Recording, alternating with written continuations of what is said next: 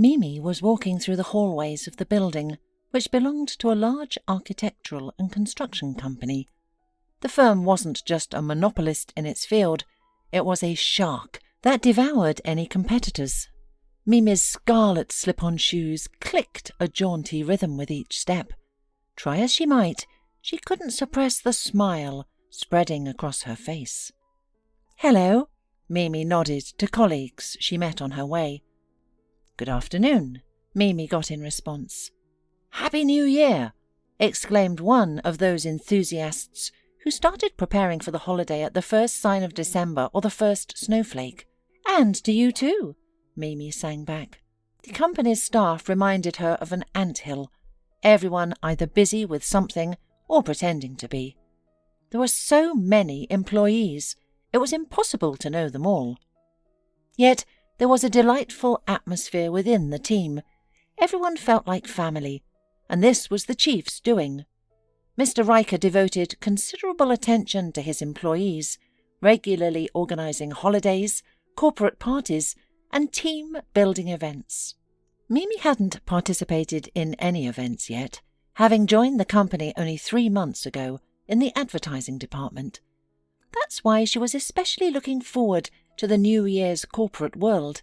Word had it, these celebrations were always spectacular. This year, Mr. Riker had rented the city's finest restaurant and organised a masquerade ball. Mimi had already chosen her dress and mask. However, her fiancé, James Donnet, wasn't particularly thrilled about this development. He had initially objected. "Mimi, this is simply unprofessional, unethical. How can we work in the same company?" "What do you mean, how?" Mimi had snorted mockingly. "You've kept me waiting for 3 years. If we had been married, then you wouldn't have had such stupid thoughts. Are you waiting for my first wrinkles? Then I'll be unwanted." "What are you talking about?" James had replied sheepishly, hugging her. "I only want you, but working in the same building isn't right. What will people say?" "Have you seen your building? I thought they'd give me a map and compass when I got hired." Mimi had rolled her eyes. "It takes a week of running from wing to wing, beating a drum, just to meet someone you know. It's so massive. I wouldn't be surprised if there's a bunker underneath. Besides, our departments are on different floors. I'm on the first, you're on the third." But James hadn't given up right away. He had grumbled that there were plenty of advertising jobs in the world, and Mimi shouldn't have chosen his company. Eventually, though, his resistance faded. He accepted it. Besides, Mimi had been so busy at first that she barely had time to see James. Even now in December, their department was swamped with work. Today, however, Mimi made time to find her lover. It was James's birthday. She wanted to give him his gift at the office. James was an engineer with his own small office, something he took great pride in. Noticing their romance had cooled somewhat at work, Mimi decided to rekindle the flame and tease James a little. Yesterday, she'd had her hair cut and coloured, exactly as she wanted, though she'd paid the hairdresser handsomely, only to barely notice any difference in the mirror. Her manicure was fresh too, decorated with December-inspired snowflakes. But what really made Mimi smile slyly was what lay beneath her formal suit, a luxurious set of lace lingerie she'd received from James for her birthday. She'd never had the chance to wear it before. Mimi felt like a movie heroine as she anticipated James's reaction. No, she wasn't planning anything too adventurous in his office. She wasn't that bold. She planned to give him his gift, then playfully open her jacket to tell him she'd be waiting at a hotel that evening. She'd already booked a room and ordered champagne on ice. She'd passed the empty desk of the boss's secretary, young blonde Kelly, whom she'd always jokingly considered competition for James's attention. Taking a deep breath, she knocked briefly and opened the door. "Mr. Donnet," she sang playfully, "I have a special delivery for you." Mimi froze in the doorway. Her smile turned to a mask before crumbling completely, her eyebrows shooting upwards. "What the—" Mimi whispered, disbelieving her eyes. "What is going on here?" James jumped away from the secretary like a scalded cat. Kelly tugged at her skirt. One stocking with its lace band had slipped down. Kelly blushed, clutching her skirt to hide the black lace bodice. Mimi swallowed, struck by an absurd realization. She and the secretary were wearing identical lingerie. The jerk hadn't even shown imagination in his choice of gifts. "Mimi, how did you get here?" "On foot. Tell me, James, are you an idiot? You didn't even lock the door. Who cheats like that?" Mimi snapped, slamming the office door behind her. The man stood dumbfounded. Kelly blinked her huge eyelashes ridiculously like a doll. Mimi had a simple reason to close the door before anyone saw those ugly scenes. Being betrayed was one thing, but having it become office gossip was another. She didn't want to face pitying looks and become the subject of workplace drama. "Mimi!" James called out, fixing his hair and taking a step toward her. "Let's talk calmly, okay?" Mimi wrinkled her nose, turning away. "Button your fly, you idiot," she snorted. Mimi was in pain. It hurt so much that breathing became harder with each moment. Still, she wouldn't show her feelings. No, she wouldn't give the traitor such satisfaction. On the contrary, let him think she didn't care. "So that's why you didn't want me to work here," Mimi said thoughtfully. "Didn't want to keep all your eggs in one basket." Kelly hummed and suddenly found her voice. She crossed her arms over her chest, her blonde hair mussed from James's hands. The girl was admittedly spectacular. Legs that went on forever, plump lips. Even in winter the blonde maintained a tan, which always sparked a hint of envy in Mimi. She herself couldn't achieve a chocolate tan even in summer, turning pink like a suckling pig instead. Her skin was too delicate. As an adult, Mimi had accepted this fact and given up tanning altogether. "You know what? It's good it turned out this way," the secretary said haughtily. "James has loved me for ages and wanted to break up with you, but he pitied you. Because of your sick father, but you can't keep a man through pity forever." James turned pale. "Who's sick? Dad?" Mimi burst out laughing. "Listen, James, if you knew my father was ill, why didn't you tell me? Not that I care. After all, he abandoned me and my mum when I was 8 to run off with his mistress. But you could have mentioned it." The blonde pouted. It was obvious that an unfamiliar activity was occurring in her head. Thinking. She shook her head dismissively. "Who cares? Did you know James and I have been vacationing together all along? It started at last year's New Year's corporate party. This year would have been our anniversary, and then you show up right before the party." "Kelly, shut your mouth!" James growled, his face purple, fists clenched. Mimi licked her lips, thinking frantically. She remembered his behaviour after last year's corporate party. He had vanished for 24 hours, then reappeared at his flat and treated her extra sweetly. Just guilt from cheating. But not enough guilt to end his affair with his boss's secretary. "Mimi!" The man moved too close, trying to grab the woman's hands. Mimi recoiled as if he were plague-ridden. "Don't touch me. I'm not fully vaccinated," she hissed. James looked at her reproachfully, which only fueled Mimi's anger. "You know what? Your blonde's right. It's good this happened, because I couldn't keep quiet any longer." Mimi fired words like bullets, barely thinking. "I'm dating another man. I met him here at work, fell in love instantly. Finally understood what real feelings are. But I felt sorry for you. We'd been together 3 years. I didn't want to break up before the holidays. I'm not completely heartless." James's face contorted. He looked like a child whose favourite toy had been snatched away. "You're lying!" he shrieked. "Who else would you want but me?" Mimi raised an eyebrow. Well, apparently someone does. You couldn't have found anyone, James argued, sensing deception. Did you think you were irreplaceable? Mimi gave a sad smile. I pity you, James. It's hard falling from heaven to earth, but you're a mediocre fiancé. Besides, didn't you notice something was wrong? I've been avoiding you for 3 months. Couldn't even look you in the eye. Mimi was lying. She'd just been busy with work. But James took the bait, remembering how she'd cancelled dates, claiming work meetings. However, the ex-fiancé didn't give up easily. So, you found someone new? He narrowed his eyes. Fine. You'll bring him to the New Year's party, right?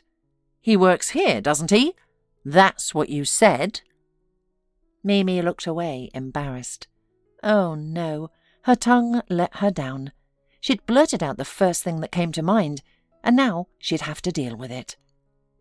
Do I need to prove anything to you? Mimi stepped backward. You said yourself that workplace relationships are trendy. I won't parade my feelings around just to spite you. Our company's quite open to romance. We're one big happy family. James grinned, studying Mimi's face. So feel free to walk hand in hand with your new fiancé. Nobody will mind. Mimi grew nervous. The man sensed it and smiled wider, regaining his composure. Mimi, he shook his head. Stop this nonsense, okay? I can tell you're making this up. Let's talk this through calmly. I care about you, you know? All this physical stuff means nothing. We're adults. We should forgive each other's moments of weakness. Kelly let out an indignant shriek, but James didn't flinch. Mimi, however, got furious. Moments of weakness, she repeated, savouring the words. She clapped her hands twice, then stepped close to her ex. Standing in heels, she was almost at eye level with James, which bolstered her confidence. But I have news that might upset you, James. I wasn't lying. Since you're so eager to see who I traded you for without a second thought, I won't come alone. And you two, enjoy yourselves. Well, how was the date?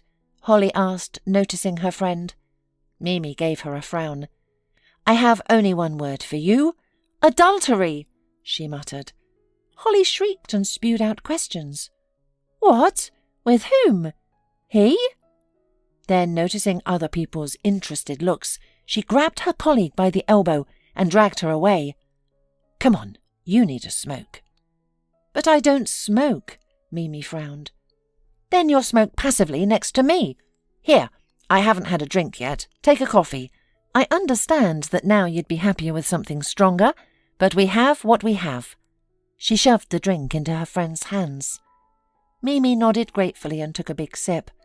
The coffee was very milky and sweet. Usually, Mimi preferred strong drinks, but she had no choice. Tell me everything about it, her friend demanded, flicking the lighter. Mimi briefly explained her predicament. Now I have to find a boyfriend for the corporate party. Mimi groaned in despair, squirming in the winter wind. The young women had run out of the building without jackets. Well, that's not much of a problem. We have plenty of men. We're a construction company, Holly consoled her, inhaling from her cigarette and letting a cloud of smoke drift into the air. Holly's cigarettes smelled of cherries and sometimes chocolate. Mimi was against such bad habits. Life was already fragile, with enough things trying to kill you. She wouldn't deliberately poison herself every day. But now Mimi's hands itched to hold a cigarette and smoke, gracefully like in the movies. She imagined a thin cigarette between her fingers and the smell of cherry tobacco giving her confidence. Oh, do you want me to lend you my Sam for the corporate party? Holly brightened. What? Mimi burst out laughing, almost choking on another sip of sweet cappuccino. Your fiancé? Why not? He's handsome. Put him in a jacket and he looks like Johnny Depp before he married Amber Heard. And your James and my Sam have never crossed paths." Holly nodded. Mimi smiled wider, tilting her head. "Holly, you're a miracle. You're even ready to share my fiancé." Mimi wiped away a tear of laughter. Her heart filled with warmth. Holly was a marketer and the first person who had taken newcomer Mimi under her wing and never let go. A rumble came from the backyard. Mimi and Holly flinched at the sound. A truck pulled into the warehouse.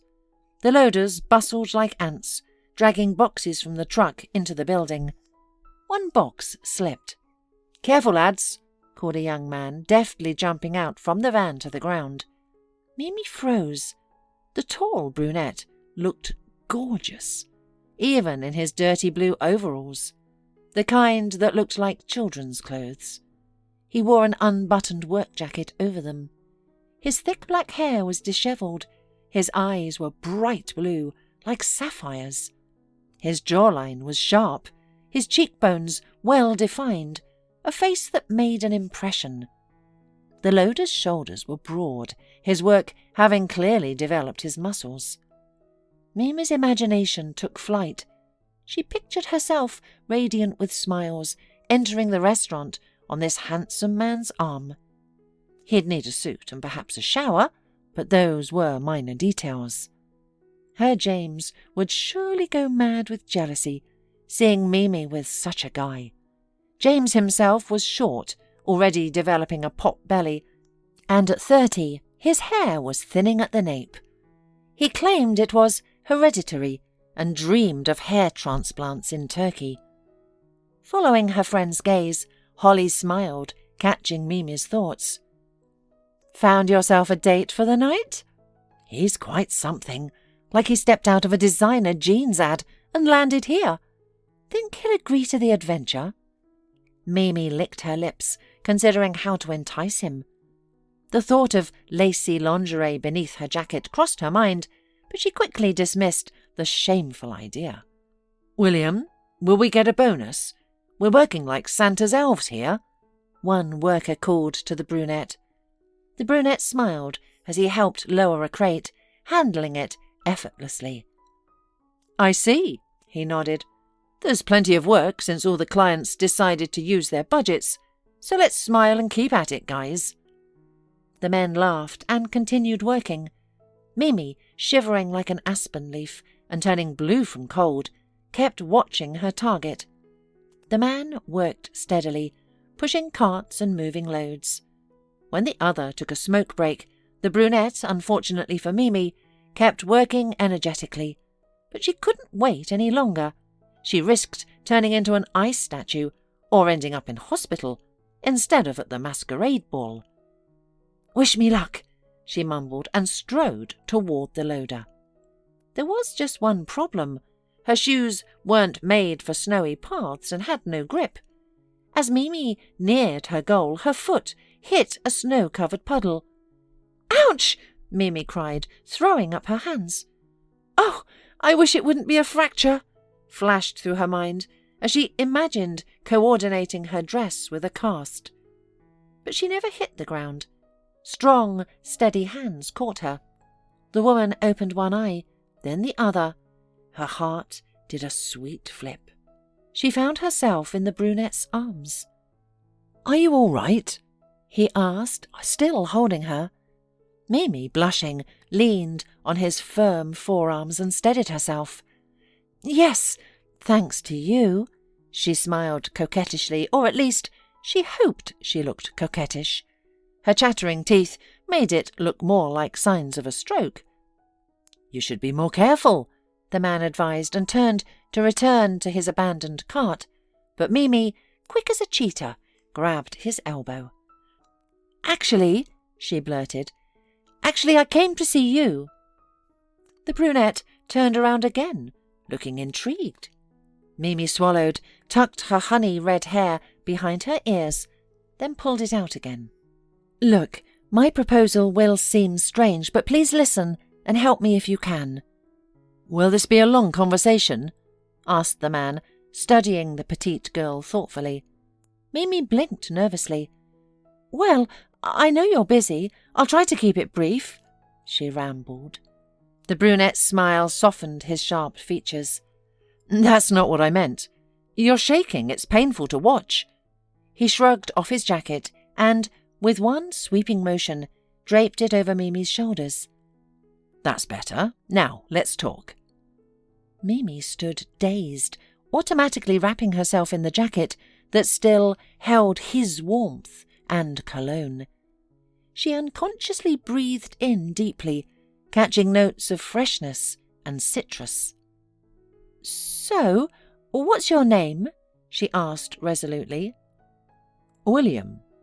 "I'm Mimi. Tell me, William, do you have a girlfriend? A fiancé? A wife?" No, and no." He smiled wider, making Mimi flush.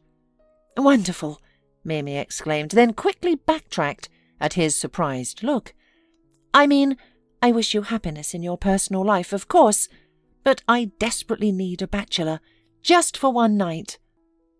She held up her index finger, gazing pleadingly into his handsome face. "One night. You understand?" "Not really, but I'm intrigued." "No girl has ever asked me to spend the night quite like this. Won't you at least take me on a first date? Buy me flowers? Treat me to dinner?" William asked with a boyish smirk. "You misunderstand." Mimi glanced at the cart. "Tell me, how much do you earn as a loader? For unloading goods, for instance." "Enough for bread, and if I'm lucky, butter too," he replied, crossing his muscular arms. "What if I paid you more? I'm not rich, but I have savings. You'd play the role of my fiancé, preferably one who's head over heels in love with me, just for one corporate party night," Mimi suggested. "A simple business arrangement, nothing more." The man visibly considered it. Mimi stepped closer, noting that he towered over her by a head and a half. "Tell me, would extra money before New Year's Eve be unwelcome?" "No, it wouldn't," he agreed, failing to hide his smile. Mimi brightened. "See? You benefit, and I get what I need." "But why do you need this?" he asked directly. "Surely there are eligible bachelors in our company." Mimi hesitated momentarily, then decided to tell all. If she was taking this handsome man as an accomplice, he should know what wrong they were righting. "Today, I caught my fiancé with his mistress in his office, and he knows how I feel about cheating. My father cheated on my mother. I caught him with his mistress when I was little. I told my mother, and for years I thought their divorce was my fault. Knowing all this, James still did this to me," she burst out. "In my anger, I claimed everything with him was over, and that I'd fallen for someone else at work. But James didn't believe me. He expects me to bring this supposed colleague to the corporate party. I want to prove him wrong, and I want my companion to be so handsome that James thinks he is like a Greek god descended from Olympus."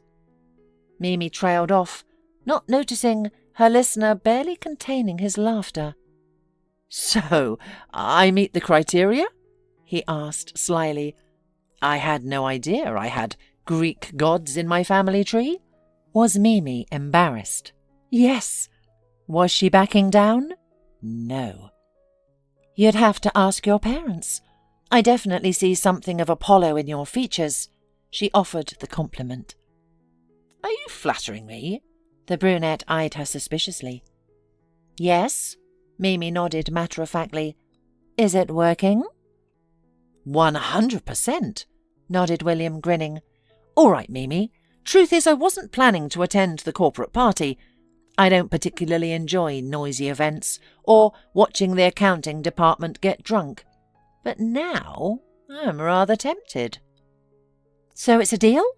Mimi jumped excitedly and nearly slipped again. The man caught her swiftly, pressing her against his firm chest. "It's a deal," he nodded, looking into her face. "But my services might not come cheap." "I'll agree to anything except loans," Mimi declared. "Won't need those," the brunette assured her. The conspirators exchanged phone numbers, with William promising to call that evening. Mimi wanted to meet several times to discuss the details. The first meeting took place in a cafe. When Mimi arrived, William was already waiting at the table, clean and tidy, in a black, plain turtleneck. "We don't have much time," said Mimi, sitting across from him. "We have our whole life ahead of us," William replied philosophically, and signalled the waitress. "I haven't ordered. I don't know what my fiancé likes. My deepest apologies." "That's precisely what I wanted to discuss," Mimi began, placing a thick folder on the table. "Here, I've compiled information about myself, and about us too. I want you to learn the history of our fake romance. How we met, how we hid our feelings." William choked on his tea. "Oh, will there be an exam? Are cheat sheets allowed?" Mimi frowned. "Can you be serious? You want to earn money, right?" "I really do," nodded the man, taking the folder. To her surprise, William pushed the folder aside. "Let's do it another way. You want to play it straight, don't you? So let's just pretend we're having an affair. Tonight is our first date, and I'd like to get to know you better." Mimi looked into his bottomless blue eyes and was stunned. She had to pull herself together and remind herself that everything happening was a farce, one she would pay for out of her own pocket. However, the more Mimi and William met, the harder it became to convince her heart that there was nothing here for her. William's company made her head spin. He was gallant, cheerful, and sincere. He told Mimi about himself, though he preferred not to mention his family. "I work as a loader when the company has too many deliveries," he confessed as they walked around the city after dinner. "I have another job, but it's boring. When I was a kid, I dreamed of being a captain. Then I climbed on a ship at the playground. You know, those iron ones they used to have in courtyards. I fell off and broke my leg. I even saw the bone. That's when I decided I didn't want to be the new Magellan. I'm fine on land." William lifted his trouser leg, showing the scar that had turned white with time. Mimi responded by showing him her battle wounds. "Here on the knee, look." Mimi rolled up her trouser leg.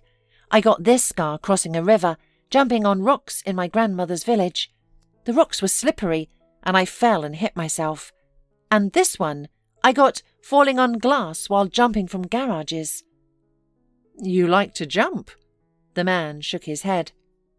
Passers-by looked curiously, some with disapproval, at the couple showing off their legs to each other.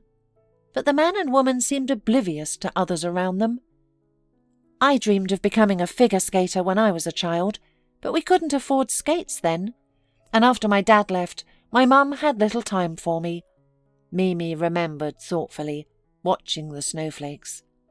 "I never learned to skate." William cast a thoughtful glance at her and smiled. Their next date was at the ice rink, on the shopping centre's roof. Mimi kept falling down, taking William with her, but it didn't hurt. It was pure fun. After several delightful evenings together came the night of the corporate party. William picked Mimi up in a luxury foreign car.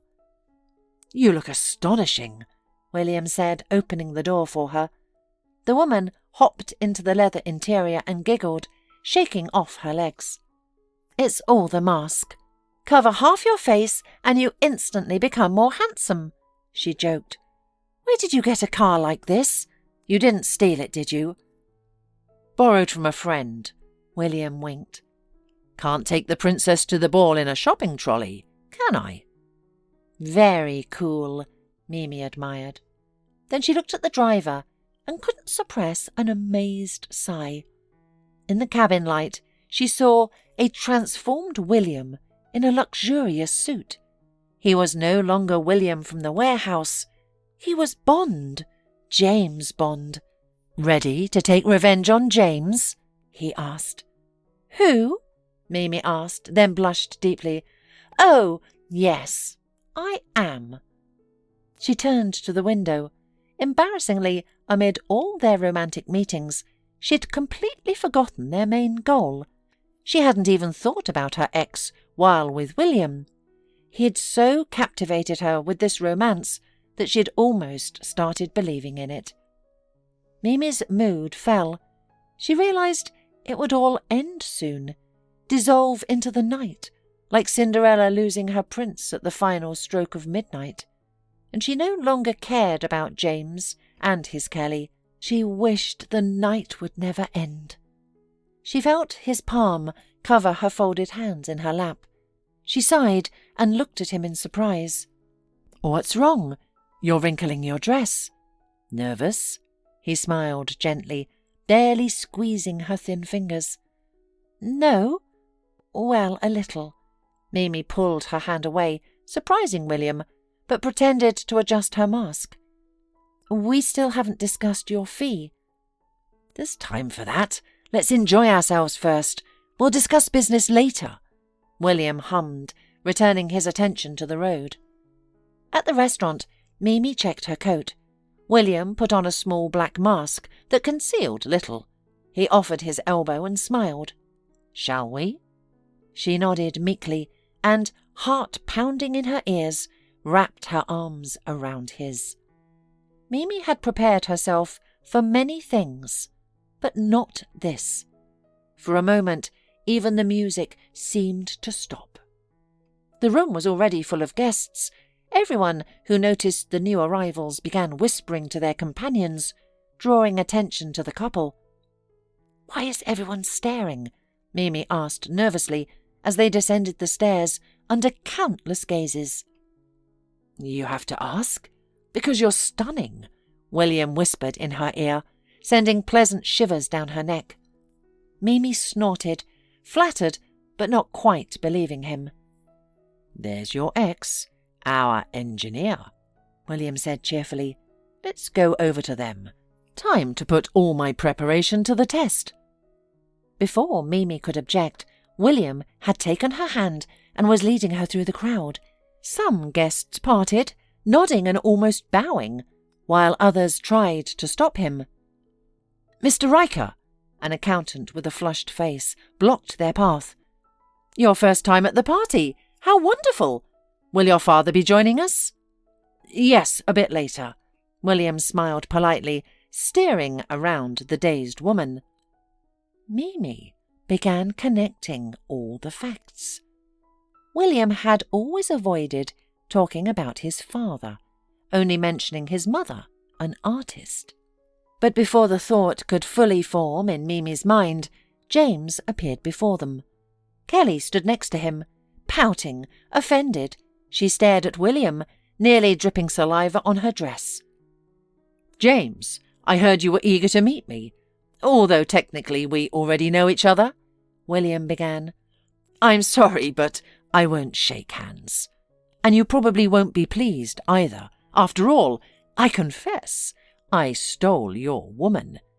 What's strange about that? If you don't keep your eyes on the treasure, someone is bound to steal it." James turned pale. He looked at his ex and at the chief director's son, but couldn't accept what he saw. "By the way," the man drew Mimi to him, "perhaps I should thank you.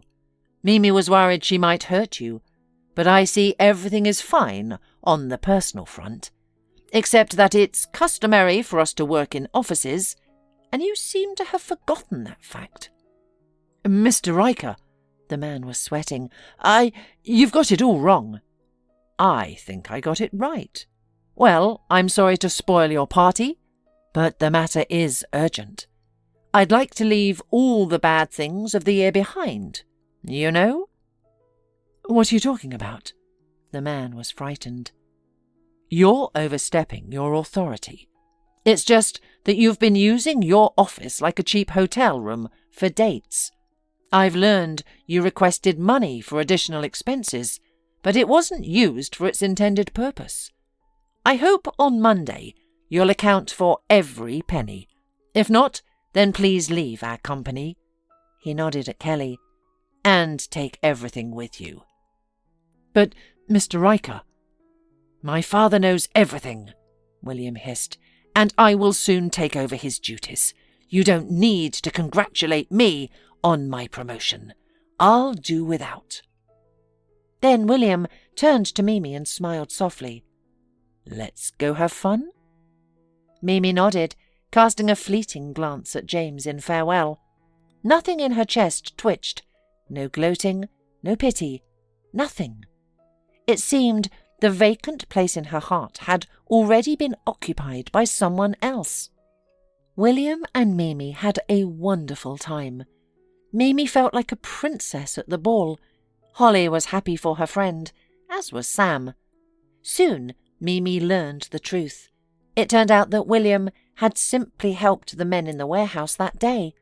Being well brought up, he was no stranger to any work in the company, having started from the bottom. That said, William didn't exactly frequent the offices, so neither Mimi nor Holly had recognized him. Midnight was approaching. William asked Mimi to dance. They slowly circled around the hall.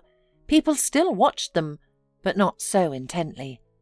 Mimi, breathing in the aroma of citrus perfume and feeling another man's heartbeat, could not stand it and decided to learn the truth about what had tormented her all night.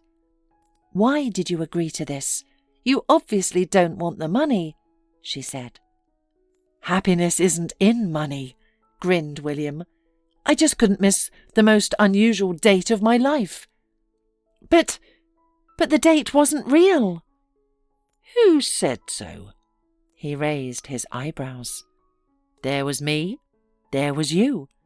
There was chemistry between us. I think it was real." Mimi's head was spinning. "But you said your services would be expensive. You just tricked me." "But I didn't ask for money," the man retorted.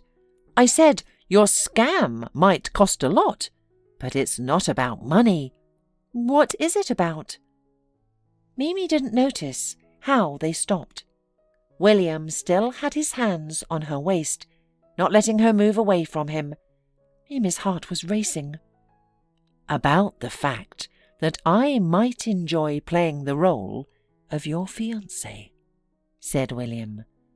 "I wasn't sure about it then. After all, love at first sight isn't my story. But you can't fool your heart. The more I got to know you, Mimi, the more I was convinced I was right." "I don't understand," mumbled Mimi, stubbornly disbelieving what was happening. "I'm interested in you. You occupy all my thoughts. You make my heart beat faster. I like you," William answered her patiently and sincerely. "With you, I constantly want to smile, to see you more and more often, and I really hate parting. I think I've fallen in love with you. So, now you're going to have to pay for your prank for a long time. Probably for the rest of your life. If you don't mind, of course." Mimi didn't mind, but she couldn't answer. She didn't have the strength. She simply pitched forward. William leaned towards her. Their lips merged in a long-awaited kiss. Midnight struck. However, the magic didn't dissipate. On the contrary, it was just beginning.